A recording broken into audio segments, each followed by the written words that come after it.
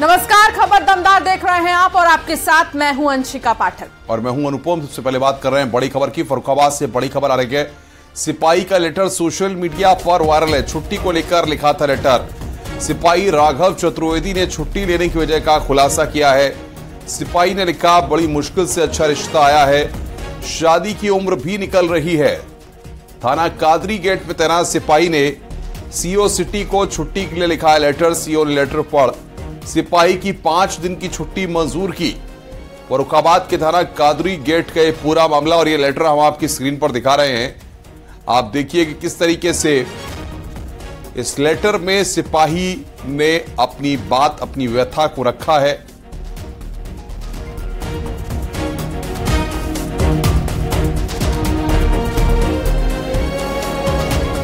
कानपुर में धर्मांतरण का मामला सामने आया, जहां चर्च के अंदर प्रार्थना सभा के नाम पर धर्मांतरण का खेल चल रहा था। आरोप है कि प्रार्थना सभा के दौरान लोगों को रुपए का लालच और नौकरी का झांसा देकर धर्मांतरण का दबाव बनाया जा रहा था। स्थानीय लोगों की शिकायत पर बजरंग दल के कार्यकर्ताओं ने चर्च पहुंचकर हंगामा किया। सूचना पर पहुंची पुलिस ने 3 लोगों को हिरासत में लिया है। मामला स्वरूप नगर थाना क्षेत्र का है। अरवल रावत नामक लड़के ने एक तहरीर दिया है कि मुझे जो है एक डैनियल है, आनंद डैनियल, जो कि लालच देके मुझे धर्म परिवर्तन के लिए कहा। उन्होंने इस संबंध में तहरीर दिया था, जहाँ पे आज बेना झावर चर्च में इनकी प्रार्थना सभा चल रही थी। दोनों पक्षों को बुलाया गया, तहरीर ली गई है, जांच किया जा रहा है। जांच के आधार पर जो भी विधिक कार्रवाई होगी उसको किया जाएगा। ओम बाबू हमारे संवाददाता हमारे साथ जुड़ गए हैं। ओम बाबू, धर्मांतरण का मामला जो सामने आया है उसमें अब तक क्या कार्रवाई की गई है? जी मैं आपको बताऊं, ये स्वरूप नगर थाना क्षेत्र की घटना है। यहाँ पर एक चर्च है और चर्च बेहद पुराना है।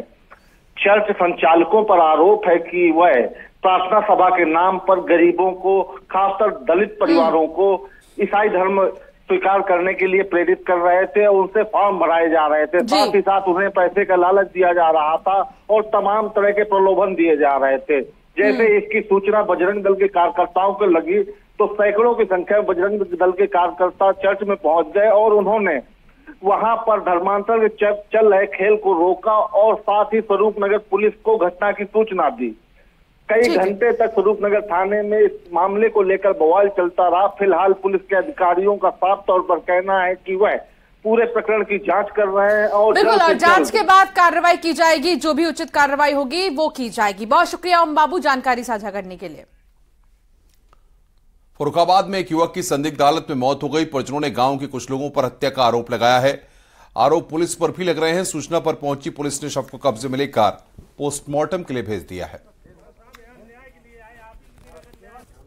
ड्राइविंग सीट पर एक व्यक्ति मृत अवस्था में और बगल वाली सीट पर दूसरा व्यक्ति घायल अवस्था में मिला।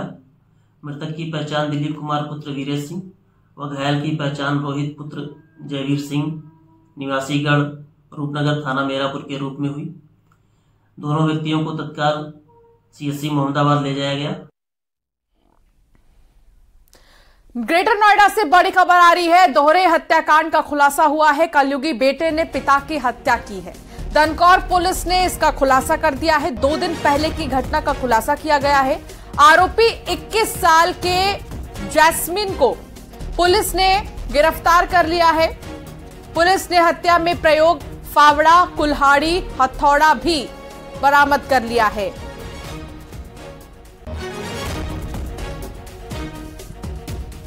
खबर बुलंदशहर से है, जहां पर पुलिस ने बसपा नेता और कारोबारी की हत्या का खुलासा किया है।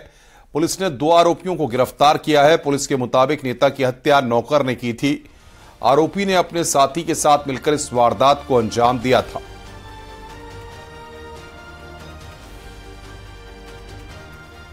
सोजी ने मिलकर के छानबीन किया और उसके मोबाइल नंबर वगैरह को ढूंढा तो पता चला कि उसका मोबाइल कहीं फेंका गया था वहीं आसपास। तो उसको बरामद किया गया मोबाइल को। उसकी कॉल डिटेल्स निकाली गई तो उससे पता लगा कि कुछ संदिग्ध नंबर आए। उन संदिग्धों से पूछताछ की गई। पूछताछ पता चला कि उसका एक पल्लेदार रविंदर है जो कि उसकी यहाँ काम करता है।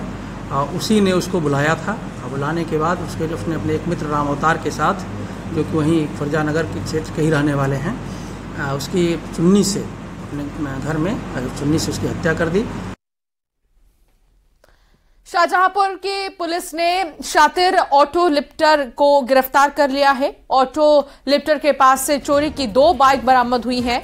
बरेली का रहने वाला शातिर अपने साथियों के साथ बाइकों को चुराया करता था। फिलहाल पुलिस ने आरोपियों को गिरफ्तार कर जेल भेज दिया है। मामला थाना कटरा इलाके का बताया जा रहा है और चेकिंग के दौरान इसका खुलासा हुआ।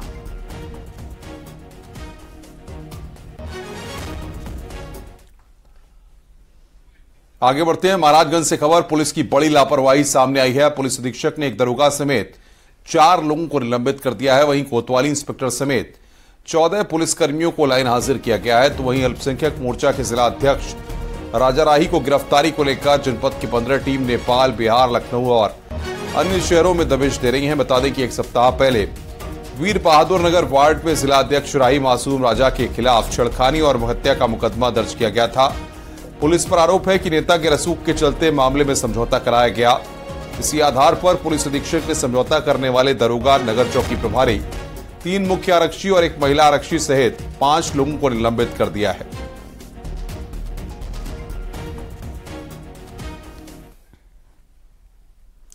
खबर पीलीभीत से है, जहां नगर पंचायत में हो रहे नाला निर्माण की गुणवत्ता ठीक न होने से नाराज पालिका अध्यक्ष प्रतिनिधि ने बुलडोजर चलवाकर ध्वस्त करवा दिया। साथ ही ठेकेदार को गुणवत्ता के साथ नाले का निर्माण करने के निर्देश दिए हैं। उन्होंने कहा कि मुख्यमंत्री की किसी भी योजना में किसी भी प्रकार की कमी बर्दाश्त नहीं की जाएगी। मामला नौगवा पकड़िया का है।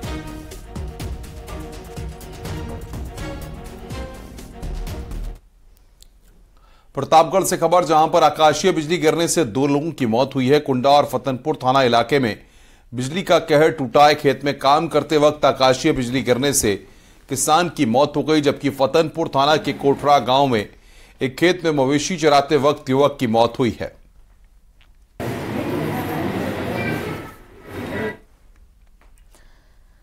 खबर महाराजगंज से है, जहां जंगल में घास काटने गई महिला पर तेंदुए ने जानलेवा हमला कर दिया। इस हमले में महिला की मौत हो गई है। ग्रामीणों के शोर मचाने के बाद तेंदुआ जंगल से भाग निकला। घटना की सूचना मिलते ही गांव में तेंदुए को लेकर डर का माहौल है और वन विभाग को भी इसकी सूचना दी गई है।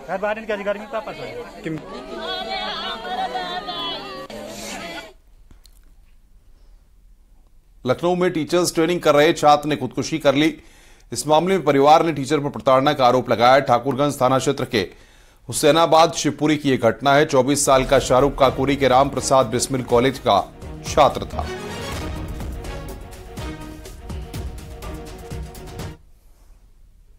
सोनभद्र में पशु तस्करों और पुलिस से मुठभेड़ हुई है, जहां इसमें 2 पशु तस्कर को गोली लगी है। पुलिस ने कुल 3 पशु तस्करों को गिरफ्तार किया है। उनकी गाड़ी जब्त कर ली है। घायल दोनों पशु तस्करों को चौपन CHC में भर्ती किया गया है। इनके पास से कट्टा कारतूस बरामद किए गए हैं। चौपन थाना क्षेत्र में यह मुठभेड़ हुई। इन बदमाशों के पास से 2 देसी तमंचा और कई कारतूस भी मिले हैं। फिलहाल पुलिस और आगे की जांच में जुट गई है। क्षेत्र के तिलगुड़वा से आगे चोरपनिया के जंगल में पुलिस के साथ गौकसों की मुठभेड़ हुई, जिसमें अपराधियों द्वारा पुलिस पर फायर किया गया। आत्मरक्षा में पुलिस द्वारा किए गए फायर में 2 अभियुक्त यूनुस अंसारी व शरीफ अंसारी को गोली लगी है तथा एक बुलेरो गाड़ी का ड्राइवर मिथुन कुमार को गिरफ्तार किया गया है। ये वही अभियुक्त हैं जो सुबह भाग गए थे। MP विधानसभा चुनाव में CM योगी की भारी डिमांड है। CM योगी की रैलियों की भारी डिमांड है और उत्तर प्रदेश के कई मंत्रियों को भी जिम्मेदारी दी गई है। Deputy CM Brajesh Pathak MP में जनाशीर्वाद यात्रा करेंगे। डिप्टी CM मौर्य और स्वतंत्र देव सिंह भी MP में जनसभाएं करेंगे। वहीं सहकारिता मंत्री JPS राठौर को MP में चुनाव प्रबंधन का जिम्मा सौंपा गया है।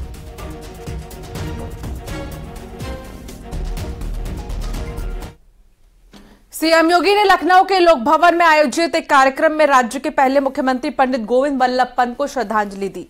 CM योगी ने उनकी प्रतिमा पर फूल चढ़ाए और राजनीति में उनके योगदान को याद किया। इस मौके पर CM ने कहा कि यूपी के पहले CM के रूप में गोविंद वल्लभ पंत ने राज्य के विकास की आधारशिला रखी थी। इसके अंदर प्रथम चुनाव के उपरांत उत्तर प्रदेश के प्रथम मुख्यमंत्री के रूप में भी उन्होंने उत्तर प्रदेश के विकास की एक आधारशिला रखी उत्तर प्रदेश के मुख्यमंत्री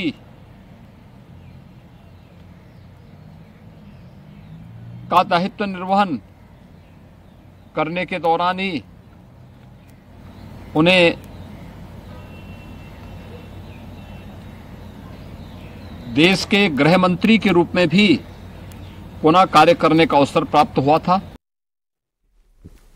आगे बढ़ते हैं। डिप्टी सीएम ब्रजेश पाठक ने प्रयागराज के भगवतपुर में नवनिर्मित सरदार वल्लभ भाई पटेल 100 बेड के अस्पताल का निरीक्षण किया। इस मौके पर उन्होंने कहा कि अस्पताल में काम चल रहा है और यहां पर 16 डॉक्टरों की तैनाती कर दी गई है। अभी यहां पर ओपीडी की सुविधा मरीजों को मिल रही है और 10 दिन के अंदर मरीजों को अस्पताल में सभी सुविधाएं मिलने लगेंगी।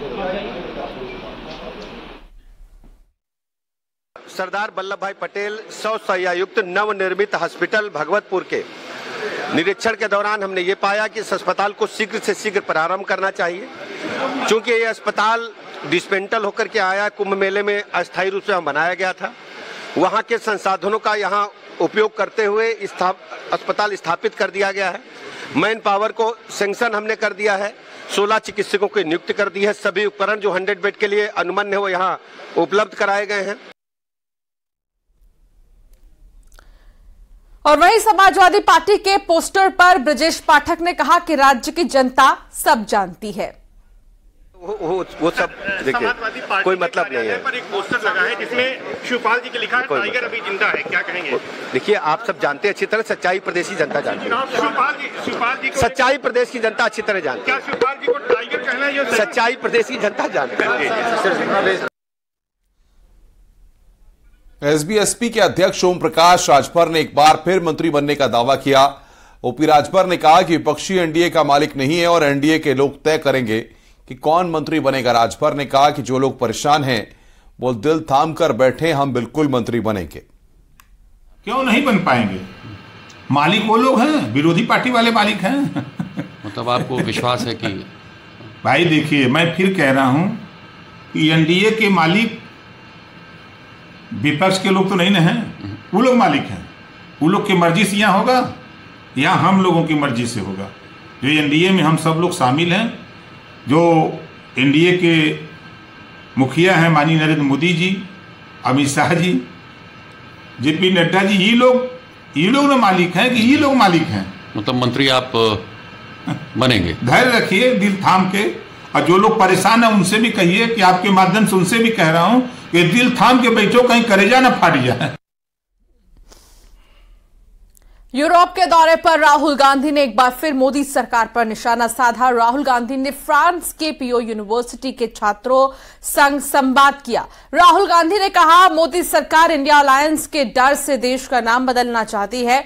राहुल ने हिंदुत्व जैसे मुद्दे पर भी अपनी बात रखी।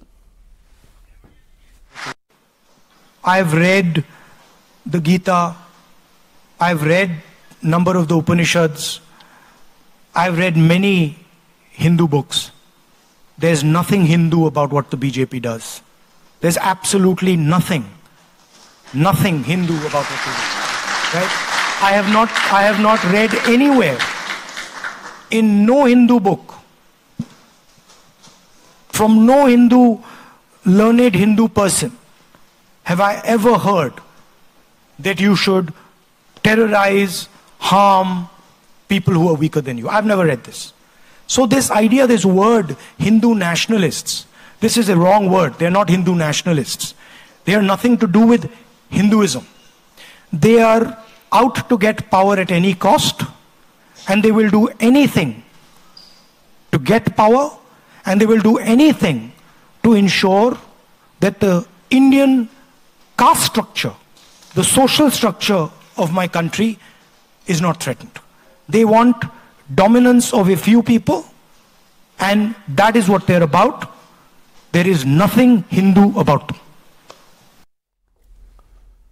उधर राहुल के बयान पर केंद्रीय राज्य मंत्री साध्वी निरंजन ज्योति ने निशाना साधा। उन्होंने कहा कि जिस वक्त पूरा विश्व भारत को नई उम्मीद से देख रहा है, उस दौरान राहुल गांधी विदेश में भारत की छवि खराब करने की साजिश कर रहे हैं। दुर्भाग्य इस देश का, जब देश में पूरे विश्व की बड़ी बड़ी शख्सियत इकट्ठे हो रही हैं, G20 हो रहा है, उस समय राहुल गांधी विदेश की धरती में जाकर के उन लोगों के सामने जिन लोगों का भारत से कोई लेना देना नहीं है, उनके सामने बैठ करके मोदी जी की बुराई मतलब भारत की बुराई, तुम्हारी लड़ाई है तो भारत के अंदर करो, लेकिन विश्व पटल में जा कर के जिस तरह की बयानबाजी कर रहे हैं, ये बहुत सोची समझी रणनीति के तहत इसी समय राहुल गांधी विदेश गए हैं। ये बहुत निंदनीय है, इसको कोई भी अच्छा नहीं कह रहा। बरेली में मशहूर दरगाह आला हजरत के 3 दिवसीय उर्स रिजवी के मौके पर उलेमा ने मुसलमानों के मुद्दे पर मुस्लिम एजेंडा जारी किया और उर्स आला हजरत के पहले दिन इस्लामिक रिसर्च सेंटर में उलेमा की बैठक हुई, जिसकी अध्यक्षता ऑल इंडिया मुस्लिम जमात के राष्ट्रीय अध्यक्ष मौलाना मुफ्ती शाहबुद्दीन रजवी बरेलवी ने की। कई मुद्दों पर चर्चा की गई और कहा गया कि मुसलमानों के लिए भी आरक्षण लाया जाए। जिस तरह से SC ST को आरक्षण दिया गया है, उसी तरह से आर्थिक आधार पर मुसलमानों को भी आरक्षण दिया जाए। मुस्लिम एजेंडे ने तमाम हुकूमतों से, जहां जहां राज्य में हुकूमतें हैं, उनसे कहा है कि जहां जहां भी जितनी भी मुस्लिम आबादी है, उस मुस्लिम आबादी के हिसाब से मुसलमानों को रिजर्वेशन दिया जाए। इसलिए माशी तौर पर, इक्तिसादी तौर पर, आर्थिक तौर पर वो बहुत तंग है, गुर्बत की जिंदगी जी रहे हैं। तालीमी मैदान में भी और इक्तिसादियात आर्थिक मैदान में भी गुर्बत की जिंदगी जी रहे हैं। इसलिए आर्थिक आधार पर मुसलमानों को रिजर्वेशन दिया जाए। जिस तरीके से तीसकर SC ST को और शेड्यूल ट्राइब को रिजर्वेशन दिया गया है, ऐसे ही मुसलमानों को भी आर्थिक आधार पर रिजर्वेशन दिया जाए। अमरोहा से खबर, जहां पर एक इंस्पेक्टर ने नियम कानून को ताक पर रखते हुए अपने कार्यालय में SP नेता का जन्मदिन मनाया। हसनपुर कोतवाली थाना पुलिस SP नेताओं के साथ जन्मदिन मनाने में मस्त रही। SP नेता ने इसका फोटो सोशल मीडिया पर वायरल कर दिया। SP नेता बिलाल से इंस्पेक्टर सुशील कुमार वर्मा की पुरानी दोस्ती बताई जा रही है।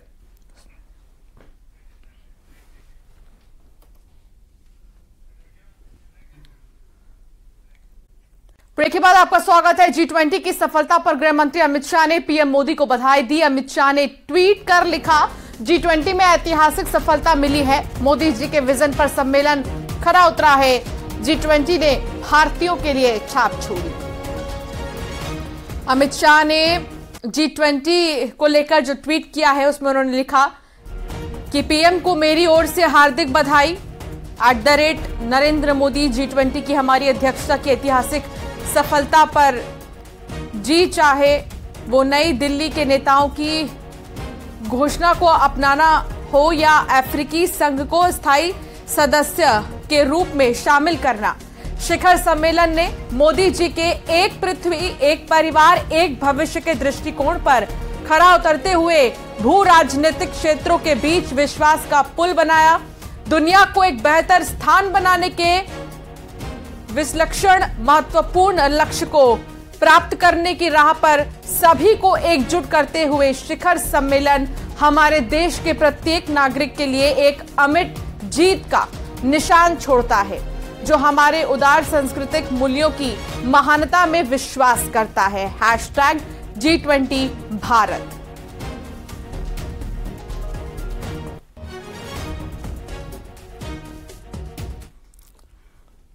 आज G20 का तीसरा सत्र शुरू होने से पहले G20 के नेता राजघाट पहुंचे, जहां उन्होंने महात्मा गांधी की समाधि पर पुष्पांजलि अर्पित की।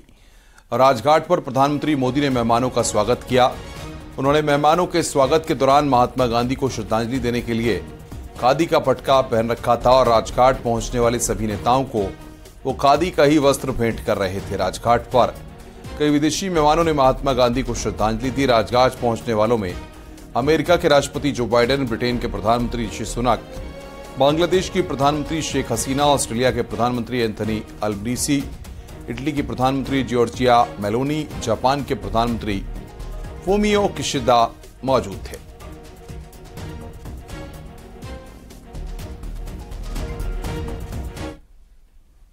G20 को लेकर SP अध्यक्ष अखिलेश यादव ने ट्वीट कर सवाल उठाए हैं। अखिलेश ने लिखा कि विदेशी मेहमानों को सोने की थाली में 56 भोग परोसे, देश के करोड़ों लोग हैं बस 5 किलो अनाज के भरोसे।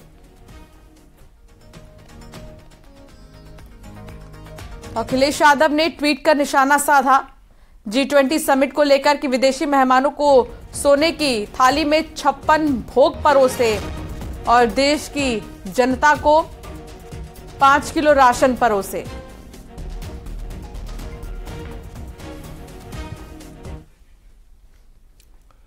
उधर अखिलेश यादव के ट्वीट पर बीजेपी और सुहेलदेव भारतीय समाज पार्टी ने निशाना साधा है। वाले कैसे जानेंगे कि अतिथि देवो भव होता है, और सत्ता और सरकार में रहते सैफई के नाच गाने को भूल गए हैं। अपने सत्ता के लिए कुछ भी करने वाले अखिलेश यादव जी को यह समझना होगा कि इस समय देश और दुनिया में भारत का डंका बज रहा है। अगर आपके लंका में आग लगी है तो इसके लिए देश के लोग जिम्मेदार नहीं है, इसके लिए आप स्वतः जिम्मेदार हैं। सरकार में रहते जो सरकारी संपत्तियों का आपने लूट मचाया, उसके नाते जनता ने आपकी लंका में आग लगाया, और मुझे लगता है कि अब कभी भी आपको सत्ता में नहीं आना है। अगर हमारे देश के दुनिया के दूसरे देशों के लोग हमारे भारत में आकर के अगर इनकी सोच को देखेंगे तो कहेंगे कि ये राष्ट्र के भारत के राज्यों का सम्मेलन नहीं हो रहा है। ये सम्मेलन जो चल रहा है ये विश्व के पटल का एक अंतर्राष्ट्रीय सम्मेलन चल रहा है और भारत उसका प्रतिनिधित्व कर रहा है। तो भारत पहले भारत होता है, राज्य नहीं होता है। भारत में रहते हैं तो भारत में भारत के लोगों का सम्मान और दूसरे देशों के मेहमानों का भी सम्मान श्री अखिलेश यादव जी करना चाहिए। हमें तो पता चला, अब ऑस्ट्रेलिया से पढ़े, ऑस्ट्रेलिया से पढ़ने वाले लोग दूसरे देशों में जाकर क्या भारत की यही मानसिकता वहां दर्शाने का प्रयास करते हैं। वहीं अखिलेश के बयान को लेकर कांग्रेस और समाजवादी पार्टी का क्या कहना है, ये आपको सुनाते हैं।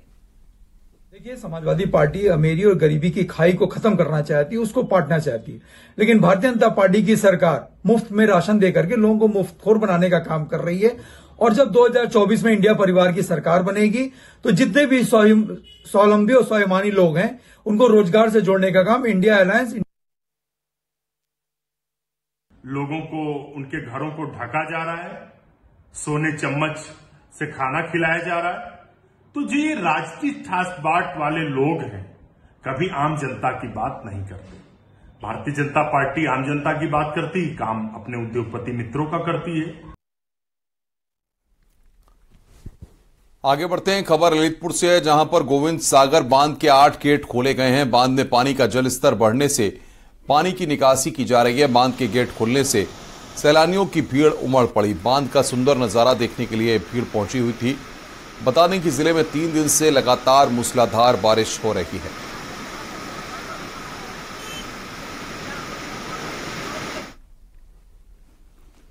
झांसी में बिजली विभाग की लापरवाही देखने को मिली है। 3 पोल अचानक टूटकर गिर गए।